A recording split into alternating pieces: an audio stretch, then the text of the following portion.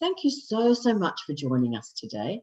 I'm Annette McCoy, and with me, as always at this time of the month, Janet Hickox. Hello. Welcome, Janet.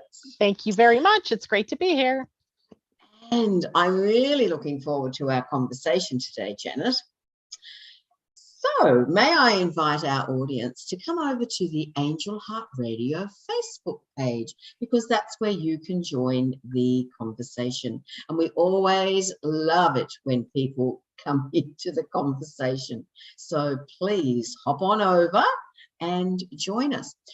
The topics today are going to be the planets. There's a lot of planets. Well, of course, there are lots of planets around, but there's a lot of planets doing special things in June, Janet. There's always a lot of special somethings going on. Actually, May was so much more busy that, some people might kind of feel like June's a letdown almost. But never fear, there's always things that are going on in the sky that help us to clarify our lives. And today, I thought what we would do is take an overview, because how often do we get to meet on the first of the month? Exactly. Right, here we are. Today's June 1st, and we get to meet together. So I thought we'd take a look at June, kind of an overview of some of the big deals. And there are two planets that are going to be moving retrograde during the month of June. That is Saturn and Neptune, even though Mercury is going to be changing back to forward motion. So we'll still have Pluto and then Saturn and Neptune in retrograde. At least we won't have Mercury to worry about. And then as well, I think of more interest, at least from my point of view, and I'm hoping everybody else will see it too, is what June brings to us through human design astrology. Because for at least the first 4 weeks or 3 weeks of the month, which is, pretty much the whole month, really. If you start looking at, 7 days of each of these expressions, where the energy is sitting on our throat centers, which is how we communicate and how we manifest the things that we want to have in our lives. So I thought it would be really interesting to take a look at what the Sun and Earth combination will be bringing us for the voices that we have. And then maybe take a little bit deeper look at what the Neptune and Saturn retrogrades have in store for us from the position of human design as well, or astro design, if we want to call it that. That all sounds fabulous. I really like the idea of talking about communication, because it seems to be a really important. It's always important, but it seems to be more so at the moment. Yeah, and there's a reason for that, because every year as the sun is transiting around, or the planets are transiting around the sun actually begins to focus from late May through mid to late June on the throat center in our human design. And that brings a lot of energy and focus to what is it that we're manifesting, and how are we communicating? What are we communicating? And then when you take the planet of communication, Mercury, and put it in retrograde at the same time, there can be all kinds of mishaps going on in terms of how we say what we say. Do we even get to say what we say? Or like me this morning, do I even get to go on air to say what I want to say, because there was some glitch in the system that I couldn't get on air this morning? So all of these things, have an impact on us and cause a lot of frustration, frankly. I was pulling, you can't see me because of the background, but I was pulling my hair out this morning trying to get this taken care of. And still don't know. Tomorrow, the cable company's coming out to check my internet, because maybe it's my internet. We don't know. Yes. Well, may I welcome some people to the show? Sure. They might be some of your regular people from your daily show, which, well, it's not daily, but it's certainly, is it thrice Mondays weekly? and Wednesdays usually, but because this was June 1st, today I was coming on air with Tam, the lady who I wrote the shadow energies for the almanac for. She couldn't get on either. Well, so for some reason you weren't meant to be there. Interesting. For some reason, it was weird. Very Yeah. weird. Mhm. Well, Debbie TT is with us. Hi, Sarah, Debbie. Raven's Eye, Yeah, and Sarah. Stephanie Coy. Hi, Steph. Yep. So I know that Steph doesn't usually get to listen to the morning show because she's in Australia. So for her, it's like, I don't know what I time it would know, be. 3 a.m. I think you come on. Yeah, 3 a.m. That would be a little early for me to get up and listen to astrology too. Well, Sarah is saying communication is a super highlight, especially today. I feel like it has a lot of manifesting energy. Today I woke up and felt a burst of positivity, and today I was put in a position to speak up for people at work and get a really positive effect. I felt out of my environment and got many invitations to do so. Yay! Good on you, Sarah. Yeah, definitely. That's a part of the process, of course, is waiting for that opportunity to use your voice in powerful ways. Exactly. Well, Mary Ann has joined us too. Mary Ann Massa, welcome.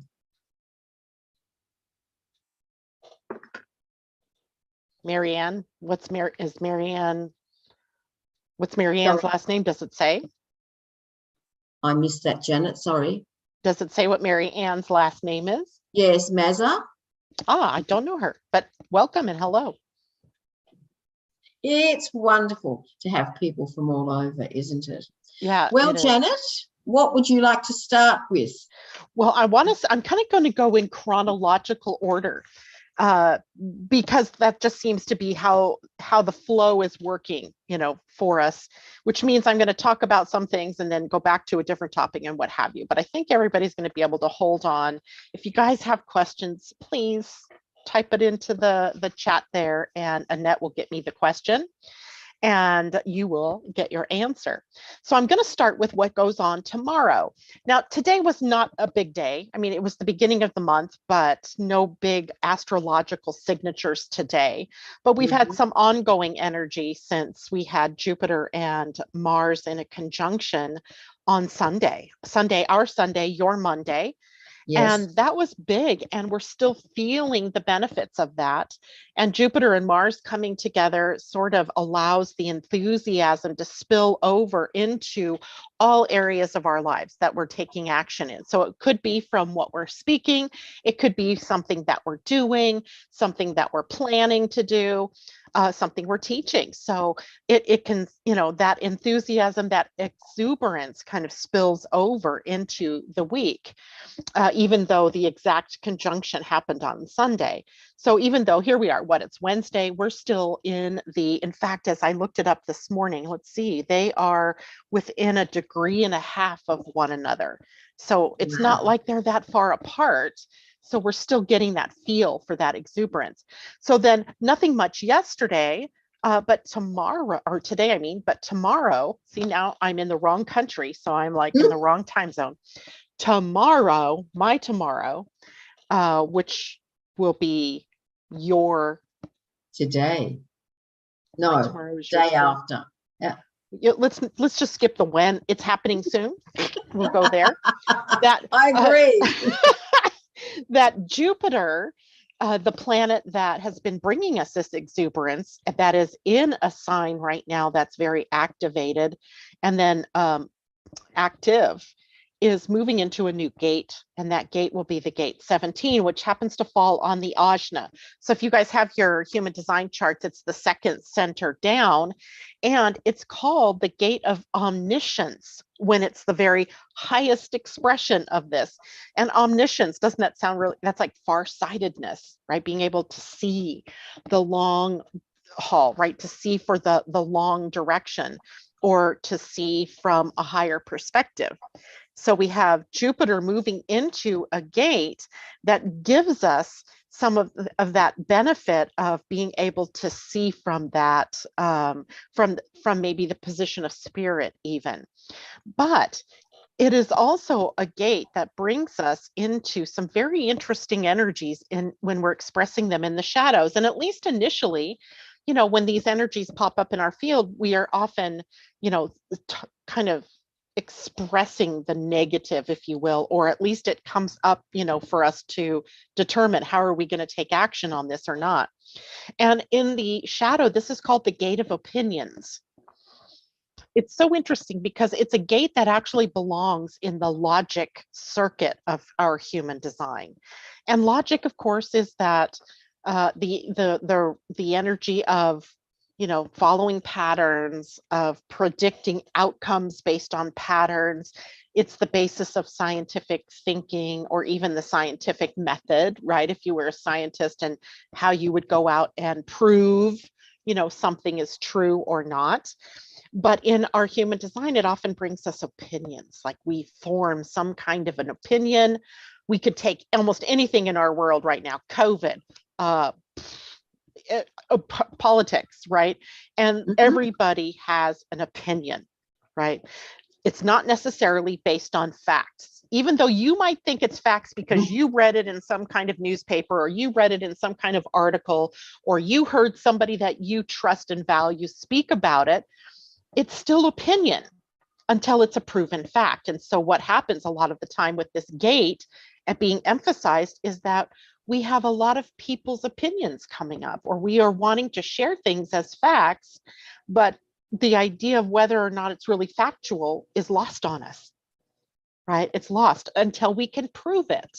And proof, of course, is a function of sort of the scientific method. Does it stand the test of time, etc.?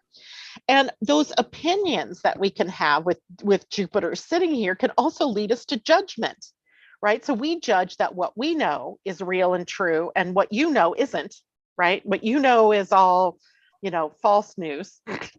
But what I know is real news because I heard it from so-and-so, and I trust that news source. Well, I don't trust that news source. I trust my news source. So you can see where the problem is here, right? We're all getting this information from maybe differing sources. We take it as concrete truth. And in reality, is there any way to really prove who's true, who's right, who's telling the truth, etc.? So we have hopefully this idea of logic as one way of knowing, but also intuition that gains that omniscient or that far-sighted viewpoint. So there's a lot of ability for Jupiter sitting here for us to sort of rise up and see things from that higher perspective, like the eagle's perspective, right? The eagle seeing things from much higher than we here on the planet itself can. So, can I interrupt you, Janet? Yeah. Because our dear friend Londa has joined us. Hi, Londa. Saying, oh my God, like we talked about earlier today. Exactly right. And think about this, the planet that I'm talking about that's moving into this gate for the entire month of June is going to be the planet that creates a leap in our consciousness. So it's only logical that what we would first experience is the not so happy part of this, right? The opinions, the failure in our logic, etc., or our over reliance on logic versus following our intuition. And then as the month gets further into it, we learn lessons around this, and we grow and we evolve.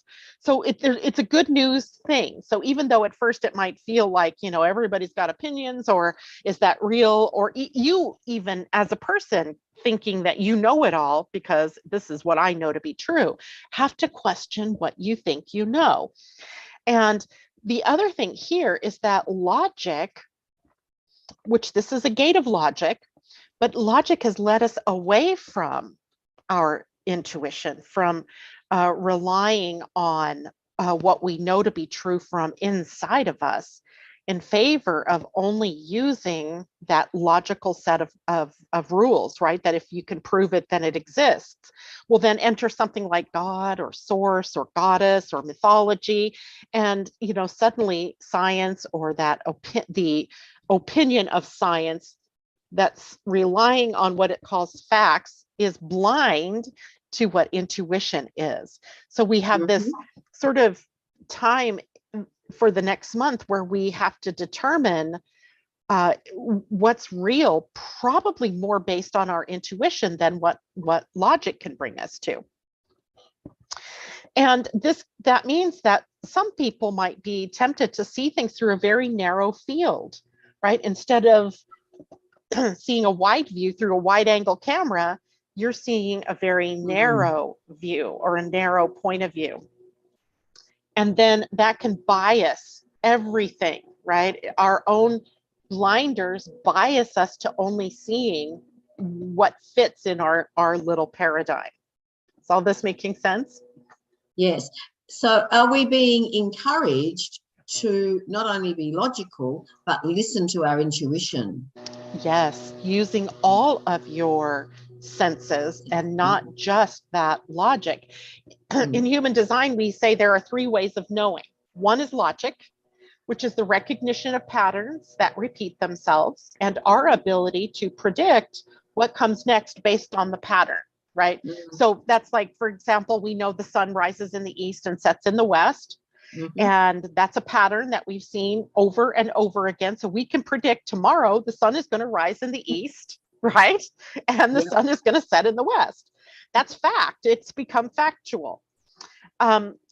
There's also intuition, right? Intuition is another way of knowing. It is instinctual. It is the part of us that has kept us alive for millions of years, hundreds of thousands of years, where we've honed this gift of being able to know or sense that, hey, we have a hard winter coming. We don't know why that is key, except maybe we've seen the dogs or the animals growing fur earlier than usual. So we can sense what it is that we need to do because our intuition, our gut instinct is on kind of triggering something within us. And the third is just knowingness. I don't know how I know what I know, but I know. Yes. It's akin to intuition, but you can't even say like that there was a voice I heard or something I saw. It's just knowingness, right? And that's the hardest one of all to incorporate into a fullness or a wholeness, because there's literally no proof of knowingness. None. No, I agree. However, Janet, the knowingness, when I get that about something, I'm making a decision, and for some reason it's just knowing that, yes, this is the path. This is what I need to do. Yes, I need to go on this trip, or yes, I need to book this flight. It's great. It's like a safety net, if you like. It is, but you now taking action on something like that, try to explain that to your kids or to your family, why you're doing something like that. And you're going, I don't know, I just know. Yes. And now other people are going to look at you like you grew 2 heads. But the idea is for us to be more holistic. And that's, I think, the boon to Jupiter being the planet that's sitting at this gate, as it tends to already want to grow and to be more optimistic and see the bigger picture. So hopefully that helps keep us out of that narrow vision. But if you find yourself sharing opinions that undermine a more holistic view of the world or a more holistic view of what's happening, then you've gotten into the smaller, more narrow-minded view of something, which would be more opinion rather than farsightedness. You will know you're in trouble if you're seeing opinions as truths, right? Living from narratives that are negative or undermining other people or undermining, decency, that kind of thing, or that create or generate self-doubt in yourself or in others. That's when you know that you're working off of opinions and not necessarily the truth. So the antidote, right, if you fall into that kind of thinking, is to use the power of your mind to explore what's possible. Like, what more is possible? Is it possible that we could all get along on this planet? Wouldn't that be wonderful? Is it possible that we could make room in our hearts for everybody's ideas and everybody's opinions, everybody's part of the truth? We could. We could choose that, but instead we choose to snipe at one another or create controversy or, whatever else. We all know what happens. The other thing, we could become inspired and also become inspiring, right? Inspired means to be inspirited, right? So we could have, allow spirit to bring us possibilities or ideas, and then inspire others who've gotten into that more narrow thinking by what more is possible in that. That allows expansiveness, which is what Jupiter is teaching us all along, right? About expansiveness. So that's Janet, may I welcome Pauline? Hi, Pauline. Yay, Glenna. And Jay to the show. Hi, Jay. Hey, Jay. Hello, Pauline. Good to have you with us your morning, my evening. So that's basically how we start the month of June, is really with this movement of Jupiter into the expansiveness of letting go of opinions and looking through into the deeper truth, not letting opinions be facts or be truths, allowing truth to be more holistic. It's kind of a feedback system here going on for the next month. So for the whole month of June, that's there. Now on Friday, June 3rd, the day after this, Mercury turns direct. Yes. Yes. And though that still means there's a couple weeks of wobbliness afterwards, Mercury itself just a little after midnight my time. So for those of you on the East Coast of the US, 3 a.m. I have no clue what 3 a.m. is going to be for those of you in Australia, but that's when Mercury will turn direct and start moving forward. It'll take a few days, before he gains some momentum, but he's turning direct at 26 degrees of Taurus. So we're in the last 4 degrees of the sign of Taurus, and that means we're completing all of the Taurus things that we've been experiencing over the last several months, right? As different planets were moving through Taurus. Now we'll still have the North Node in Taurus. We'll still have Ceres in Taurus, and we'll still have Uranus in Taurus, but we won't have the preponderance of energies that were, Taurus centered. And things will begin to move on from Taurus into Gemini. So Gemini energy, more communicative, which brings us to the whole point of what do we want to be communicating? How do we use the throat energy wisely in our human design? We have, this throat center that modulates the voice and also creates. It's a very creative energy. We want to get the energy from the lower parts of the body up to the throat, and the ones from the heads down to the throat, so that we can manifest, right? So that we can bring things to life. So during this first week of June, we have the sun sitting at the voice of experience, the gate 35, if for those of you who are tracking this. And it holds the potential for us during this week to share wisdom with one another, with your family, even just, sharing it as observations for yourself. It holds the potential for that sharing of wisdom, but also on the other side holds the potential for us being jaded, being sort of tired out, worn out by the same old stories, right? By the same old experiences, craving, as it were, something new. But it gets a kind of laziness about it, in terms of get into a comfort zone, right? There's just this comfort zone, and we don't necessarily push ourselves to do something more, and we settle for the status quo. Like, yeah, so it is what it is, right? Yep. So we don't strive to do better or to change our ideas around the experiences that we've had. So our opportunity this whole first week of June is about sharing our experiences, but from a different voice. Maybe it's from a more true and authentic voice, because sometimes we're regurgitating, right? We're sharing from, yeah, this, if you're a teacher and you're teaching first grade or second grade, you've probably got into a sort of habit about how you teach language or how you teach math or how you teach to read. So change it up, or else we get bored. And Neptune is sitting at the gate opposite of the sun this week. And that means that the potential for us to be restless and bored is also significantly higher. And if we're restless and bored, we might throw over the things that we're doing, leaping out of things or into new experiences before it's the right time.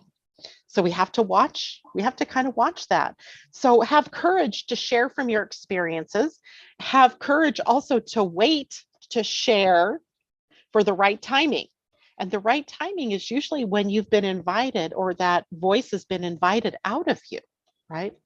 So the shadow of this week that's being engaged is about routines and habits that we get into, and how that can trigger boredom, right? Life can become boring, unexciting.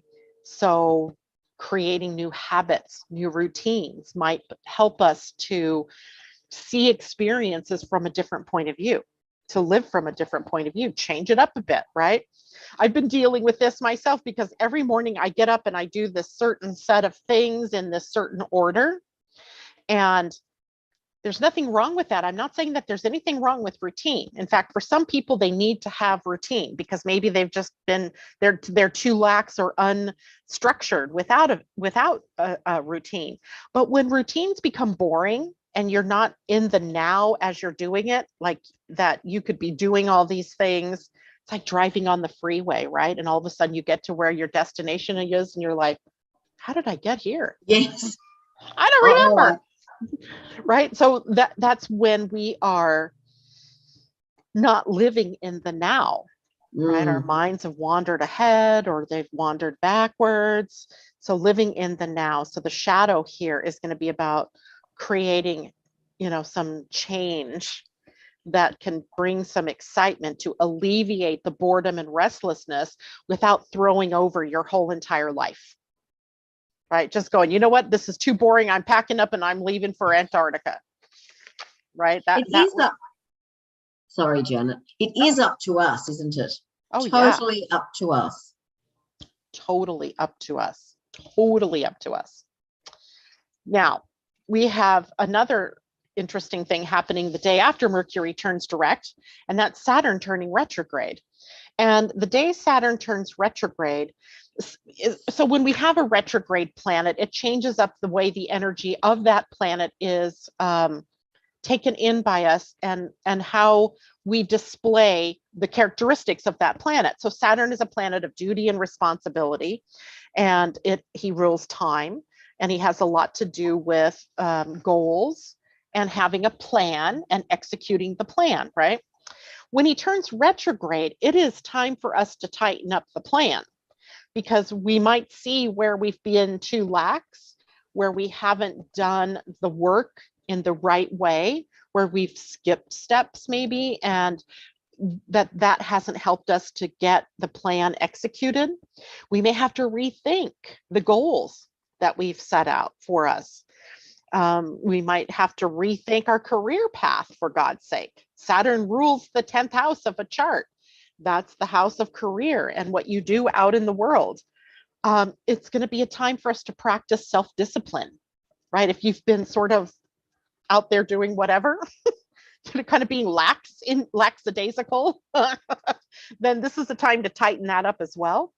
It is also a time to delay instant gratification, right? There's a lot of times where we just want what we want in the now, and we might have to work a little harder to get to where we want to go.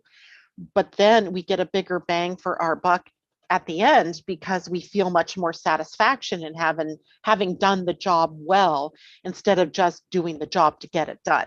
Does all that make sense? Yes. Yeah. Yes. Now, when I look at this in our human design, it takes on a completely different viewpoint because it's at the gate 30 in our human design, which sits on the emotional center. So it is a gate of passion. And it's not sexual passion. So this has nothing to do with physical content, that brings us intimacy and things like that. This is passion that you demonstrate in the world by what you do or what you share or what you give to the world. And passion is sometimes hard for us to, I was talking to my granddaughter who just turned 19. She and two of her friends came over to visit Terry and I last night.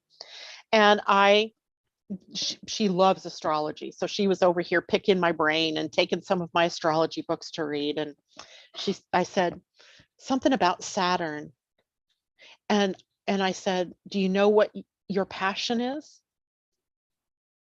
Just random question, right? Not one of them, and they're young, so I get it. Not one of them knew how to respond to that question. And I think if I asked, someone twice their age, someone who's 38, let's say, what are you passionate about? They might also have a tough time. If I asked someone in their 50s, what is your passion? Well, they at that point in time might think their passion has to do with the work they've done all their life. But passion isn't just about what you work, it's about the sharing of what you love with the world, which is usually translated through our gifts and our talents and what we do. So it can be both, but because it sits on the emotional center, it has to be something that really makes us feel good. Yes. And Don Tolman, when he talks about the 7 or 8 essential elements for a happy and healthy life, passion is one of them. We need passion in our lives. Yes, what do we enjoy doing? What really excites us? And people can tell from my voice what I'm passionate about. People can tell from the way your face lights up, from the way that you share your information, from how long it is that you can do what you love. There are lots of cues that tell us what we're passionate about. What else would get me on air at 5 o'clock at night when I've been up and working since about 6:30 a.m.? It's my passion for sharing astrology and human design, right? It sustains me even when I might be feeling tired or like, oh, this has been a really trying and challenging day. So your passion is something that you will do or that you will be a part of, no matter how tired you are, no matter if you're making money by doing it or not. It's often the things that we just love that light us up, right? That make us go, yes, I love this stuff. So passion. And it's really interesting to put passion and Saturn together because we don't normally think of Saturn as being passionate, right? We don't think of it. I don't know, I'll ask you guys as listeners out there, do you think of Saturn and passion coming together ever? Well, they do. And here it is that the duty and responsibility that you have is to follow what you're passionate about, so that what you share from your gifts and your talents is shared with that passionate feel, with that excitement, right? That draws in others, that lights up others, as well as lights yourself up. So now that we have Saturn going retrograde, it's time to reevaluate. Am I living from my passion, or am I doing exactly what I think I have to do because it earns me a paycheck, or because I've always done it, or because I don't have any other ideas, or I've lost connection to what I'm passionate about? If so, this is your time, right? This is your time until October, when he turns back to direct motion. You have the perfect time to reconsider everything that you do, everything that you want in your life. And I suggest you all go there and do the work. And remember, astrologically, Saturn is in Aquarius, which is a sign that thinks outside of the box. It doesn't do things the old tried and true and tested and revered way. Nope. It looks at things upside down. It looks at things, turns the box upside down, scrambles the parts and puts something back together in a new way. So we have Aquarius energy with duty and responsibility, setting us up for a future of expressing our passion. Wow, that was awesome, right? Yeah. Wow, wow, wow. Yes, exactly. So when we look at it that way, then Saturn isn't so scary, right? And Saturn retrograde isn't so scary. And we can, we've got Pluto retrograde as well. And with Pluto retrograde, we are empowering ourselves from the inside out. So now we have the potential to really change up everything that's going on with ourselves, to get outside of what has been boring or, tried and true. Having courage to take some steps and move forward is important now. Now, the second voice of the month. Any questions out there, by the way, Annette, that people have? No, Julie Kiss says, holy moly. It is holy and it is moly. So the second voice of the throat that we are experiencing for this month of June is the voice of teaching, sharing, or distributing information, our knowledge, right? There we, again, the voice being used in a way that is sharing as a resource, right? So it also instigates sort of a natural leadership. So the second week of June, from the 8th through the 13th, we're kind of looking at, okay, well, I have this gift, I have this passion. Now, how do I share that in a way that uplifts and brings people new ways of thinking or new information? It does lead, it has a kind of feel like it leads to selflessness, selfless service, not service that becomes a slave to something, not service that becomes I have to, but it becomes something that I feel good about sharing or good about serving. It's also not diva energy where I'm showing off or I'm, getting up on my high horse and, calling attention to myself. Hey, look at me. I'm the queen astrologer here, right? Don't look at anybody else. Don't talk to anybody else. Only come here to me, right? And Annette, right? Don't go to anybody else's podcast.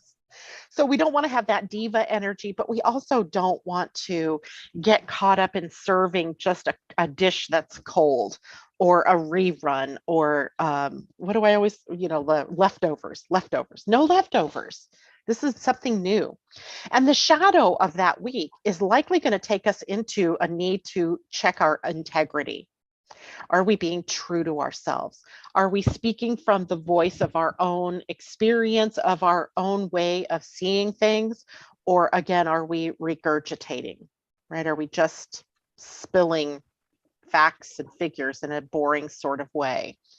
And we might want to check that. But it also has to be that we're true to ourselves, that we're true to ethics, that we're true to morals. And what are morals but values that we hold? What are we being true to our values? Boy, this really takes us way back to Christmas time and New Year's when Venus was in retrograde and Saturn was finishing up in Capricorn, and Pluto was getting into the later degrees of Capricorn, and we were having to really check with ourselves about what are we doing, right? Are we living out our values, or are we just paying lip service to things? Did somebody convince us that not to value that one thing, right? If we valued, truth, but we end up always finding ways to lie, we're not living in our values, right? Mm-hmm. Those are just things that we have to check at this time, right? This is a time where the earth is going to challenge us because it's the earth that'll be in the shadow of integrity. And are we choosing to live from integrity, choosing to live from what's true for us? Or are we just mouthpieces for somebody else's truth or somebody else's ideas? So we'll have to check that too. Let's see. Mercury moves back into Gemini on June 13th. And remember, that's where he went retrograde at 4 degrees of Gemini, and he moved backward into Taurus. Now he's forward by this point in time. So he's back into Gemini. He loves Gemini energy. He rules Gemini. So we can all become very consummate communicators, consummate listeners, if we choose to at this point in time. Listening is always the important part too. I think part of speaking is in the listening. Absolutely. And if you're always talking, then you're just saying a bunch of words that might have no meaning to your audience because you're not listening to what the audience is asking or wanting, right? So we have to, I think Mercury in Gemini reminds us that it's a two-way street, right? That we can't just be talking all the time, that we also have to listen to one another, to the voice of spirit, to the voice of conscience, those kinds of things. So that happens. And then we have a full moon that will be on Flag Day, our Flag Day in the USA, the 14th of June. And that will be across Sagittarius, and the moon will be in Sag while the sun is in Gemini still. So that is the arrow of the archer pointing us at truth, pointing us at the heart of something, and us letting go of all of the falsehoods, right? All of the things that don't fit. So, but again, we still have Jupiter sitting at that gate 17. So we have to watch what's opinion versus what's truth. And that'll be the hard thing for us to tease through, I believe. Sure. And then as we get into the third and fourth, late third week of June, we end up with the sun at the gate 12. And that's also on the throat center. And it is the voice of the divine. It is the voice of source or God as being channeled through the gate 12. So super consciousness, let's look at it from that point of view. It's, you know, up here, it's the voice from somewhere beyond that I can't qualify how it is that that's coming to me. Somebody might even ask you later, wow, that was so profound what you said. Say it again. And you can't because it was channeled. And it's hard to bring it back, right? It's like, listen to the recording, right? This is why I record everything, because that's the gate my son is at. And I know that that happens often. I'll just get on a roll and I'm talking. I don't know that it's profound or not. I don't know that. It just comes in. And somebody will say, oh, Janet, please repeat that. And I'm like, okay, I'll try. Because when it's coming from divine, it is channeled. And that's the voice that we're going to be sharing from as we get to the 14th through the 19th of June. So that third week. And it's also very creative, expressive energy. This is, you know, channeling divine inspiration into the world. So we've got that. The problem, the shadow here can be when we're trying to force things to happen, when we're trying to force words to come out and they don't want to come out. And we'll often know that this is occurring when we have this energy during this week, because maybe we're feeling shy or more reserved or like we don't necessarily want to say something. And we have to pay attention to that, because that's telling you that it's not the right time for whatever it is that you want to bring forth. So we have to be able to monitor that so that we don't force words or we don't force ideas out into the world, or that we don't force all of our ideas out into the world. And then we burn ourselves out trying to make everything happen. So. Right. And that's something that we'll have to watch. But the voice that's coming in is ideally the voice from spirit. So we have that going on. After that week is done, the movement of the planet, of the sun, now takes us from the throat into the identity center, because now we're at the summer solstice or your winter solstice. And now it becomes the voice of love, because the solstices and the equinoxes are always a voice that is coming from the soul, because it's always coming at those seasonal shifts. Those seasonal gates are always at the identity center in one of the gates of love. And the gate of love that the sun will be at is the love of humanity, which brings us compassion and generous hearts and, you know, taking care of one another and uplifting one another and using empathy and so forth. Empathy and compassion going hand in hand. That's at the turning of the season. So that'll be the 21st-ish. Actually, that is going to be the week of June 20th through the 24th.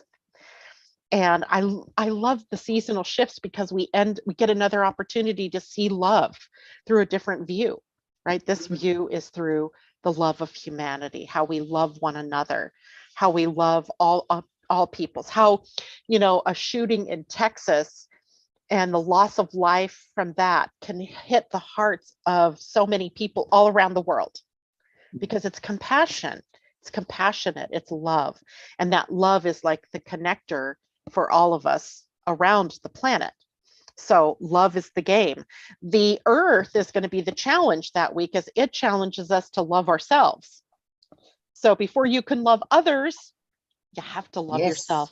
If you don't know who you are, or if you don't love yourself, it's very difficult to love someone else. At least truly love someone else, unconditionally love someone else. So we'll be challenged. It'll be the love challenge, because it'll be the summer solstice, right? That time period. Now, even though it's the winter solstice for me, for us down south, it's same gates are being hit, same gates. So the energy of love is going to be what fills the gate at your winter solstice, as it's filling our gate at the summer solstice. And then when we get to the next seasonal shift, it'll be another gate of love, and then another one. So it's a circle of love. Never really thought of it like that, but that's what these seasonal shifts bring us, this ability to shift through different forms of love and kind of recenter ourselves from a soul perspective and act from that place of love. So lots of lessons can also be involved there too. Can I interrupt with a question from Londa? And Pauline has comments that I'd like to refer to later. Okay. Londa wants to know, how does the planet placement affect us economically? That depends on what planet, what sign it's in, and what other planets are affecting it. So on an economic point of view, right, May was tough. And even the beginning of June might be some tough days. I was watching the stock market earlier and it looked like it was falling. I don't know where it ended up now because I don't see it sitting here on my desktop. It looks like that's the traffic. That's not the, looks like the same kind of graph, but it's not. So I would think that now that we're out of the season of Taurus, that we may still see some bumps and unexpectedness, but I think things might smooth out a bit. But I don't expect that prices will go down anytime soon. I feel like that's going to be a longer haul that we're going to take astrologically. And when you start to see the outer planets changing into retrograde, that maybe elongates the experience that we're having. So if during Saturn's direct motion, we had things like inflation concerns or pricing indexes, stock markets falling and so forth, there's might be a little bit of a cooling off period when he turns to retrograde. That gives us the opportunity to course correct whatever pressures were brought to that economic position.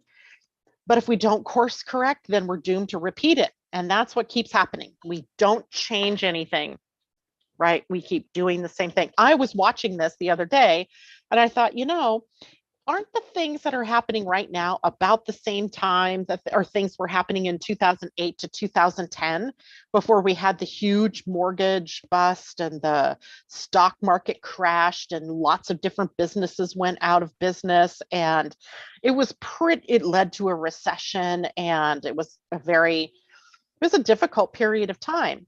But did we learn the freaking lessons? No.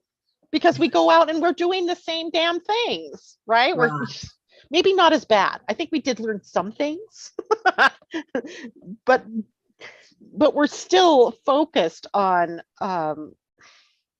old paradigm type of things. So, but we learn slowly, right? Evolution is not something that happens fast. So that's a long way around, Londa, to answer that question. Yes, I think some of the pressure comes off, but I don't think that there's any quick fix in sight, Right. unfortunately. I wish there was. Getting back to loving ourselves, Mm-hmm. Noreen has joined us, and she says that loving myself was my biggest lesson learned. And I think congratulations for learning it, because for me, it's an ongoing one. I think it Sometimes becomes ongoing. I think even when, we get it down pat, we know how to love ourselves, we can still make choices in our lives that aren't so loving, because maybe it is more loving for somebody else if we give up something, or if we don't do exactly, the most loving thing for ourselves. We rationalize it, in other words, that, that we can do that. So I think we kind of move between loving ourselves and not loving ourselves. So, but if we looked at it as a graph, it should be on the rise, right? That we spend more time loving in self-lovingness than we Yeah. spend in not loving ourselves. So if you're seeing that as a trend, you're doing really good. But if you're big swings in that may not be so good unless the trend line is going up. And if the trend line isn't, if it's going down, you got to check yourself. And make Yes. sure that you are checking in with yourself. Why are you doing things that aren't loving toward yourself? Why are you talking yourself down? Or why are you doing things that are counter to a healthy you or a happy you? So these are all things that we get to learn right around now. And it also signals a shift every year when we get through these different gates, these seasonal shifts, right? Between, it doesn't matter what the season is, but when we come to those seasonal shifts, it allows us a moment to really check in with ourselves about the state of our lovingness, our state of lovability, and make a course correction if you need to. That's the big deal, right? Yeah. Now, because I know we're already getting to 10 minutes to the hour, I don't know where an hour goes to. I want to talk about the last big news of the month of June, and that's Neptune turning retrograde. Of all the retrogrades, right? I love this one. I love it when Neptune goes retrograde. I don't know if that's unique to me, or if most of you notice how much more intuitive you become when Neptune is retrograde, because it's a planet that takes us into the spiritual realm. I mean, it rules all things etheric, spiritual, metaphysical, including the things that are unseen. Like if we have five senses, taste, touch, all of those, those we can connect with on the physical realm. But the sixth sense, which is our intuition, or ESP, if you will, there's no way to connect with that physically. Like we can't see it, taste it, touch it, feel it. It defies those senses, but it's there nonetheless, right? It's like the concept of God. Science can't prove God, so therefore he doesn't exist or she doesn't exist, but that's not true. We know that 95% of the planet believes in some form of a higher power. So if that's the case, then that it is that there are things that we don't see that we can trust or have faith in, and that we can also then use as a tool, our intuition being one of them, our inner knowing, right? Our connection to a higher power, our guides, right? Gaining more perspective on your own life through reaching out for readings or sessions with people that can help you, or help you with healing, or help you understand yourself, or know who you are, or can help you course correct your life in some way. All those things are much more beneficial through a Neptune retrograde. And it's funny because my business will reflect the same thing. It'll reflect the first part of the year from the time Neptune turned direct until now is less busy than it is after Neptune turns retrograde, because people are now searching for answers to the deeper questions. And it makes total sense to me. So I really love this time of year, because people are looking for ways to accelerate their soul's learning, or their mission here on the planet. So Neptune retrograde is a great time for that. Now, there's a little bit of an issue with Neptune right now, though, and that is that he is at a gate that is feeding into our tendency to want to leap from one thing to another. He's at a gate that is turbulence in its lowest expression. Turbulence, boredom, restlessness, all of these kinds of feelings are interacting with us and can cause us to, do that, I'm done with this and I'm leaving, or I'm going to jump into this and, end up not grounded in our approach to what we're doing. So we're not waiting for the right timing. And then the experiences that we wanted to have or that we wanted to share with others fall short of our expectations. And we've got several planets playing into that right now. So we want to watch our level of boredom. We want to, and I'm not saying just be bored and like it or lump it. No, that's not what I'm saying. But resist the need to throw the baby out with the bathwater because you're bored. And instead, maybe start injecting into your life different things, right? Vary up the routine. That's one way to do it. To live more from your passion, right? You're far less bored or restless when you're living your passion than you are when you're not. So those are some of the things that we can, find during this Neptune retrograde. And Neptune's retrograde, good 5 months out of the year. So he'll carry us through the fall, our fall, your spring, and into probably December before he changes direction again. So see, this is June, so July, August, September, October, November-ish time.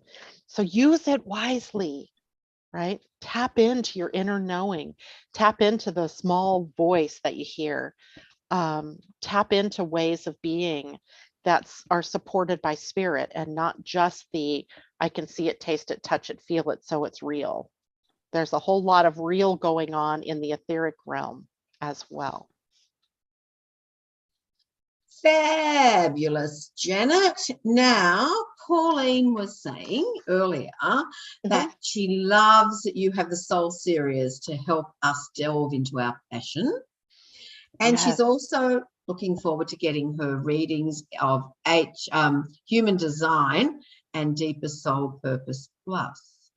Yeah, and so that's a whole new series that I'm doing called Soul Discovery Experience.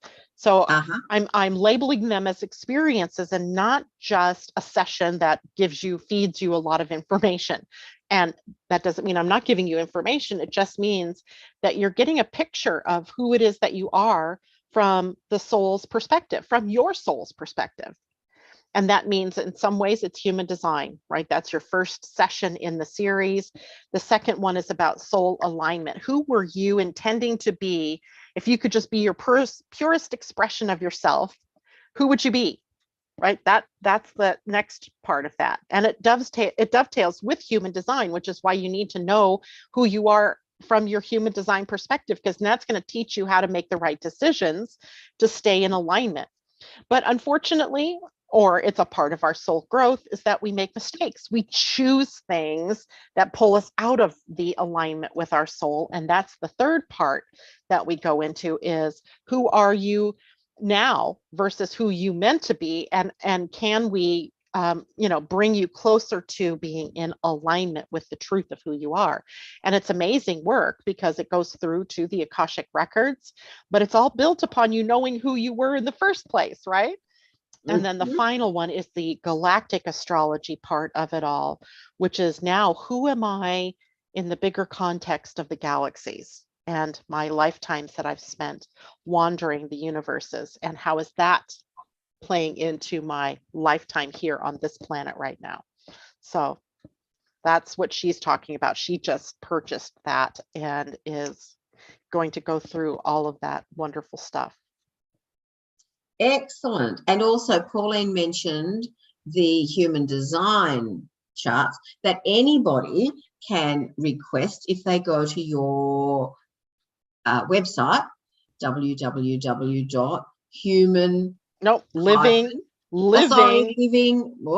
living-astrology.com. So you got to have the hyphen or it's somebody else's website.